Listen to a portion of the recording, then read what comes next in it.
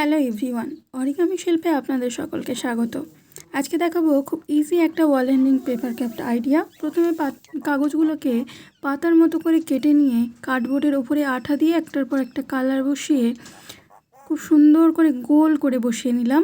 নেওয়ার পরে একটা গোলাপি কালার কাগজকে ভাঁজ করলাম, যেভাবে ছোটোবেলায় পাখা তৈরি করতাম ঠিক সেইভাবে নিয়ে মাঝখান দিয়ে পিন করে সেটাকে আঠা দিয়ে জুড়ে একটা ফুল বানালাম। তারপরে ছোট ছোট কিছু পাতা বানিয়ে নেব, নিয়ে সেটাকে কি করব, ওই যে কালার ফুল কাগজের ফাঁকা অংশটা বসিয়ে দেব।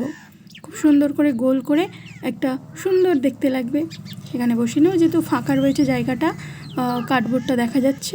তো এই পাতার মতো ছোট ছোট পাতাগুলোকে বসিয়ে নেব। তারপর সেই ভাঁজ করা ফুলটা বসিয়ে দেব, মাঝখানে একটা ফুল অন্য কালার।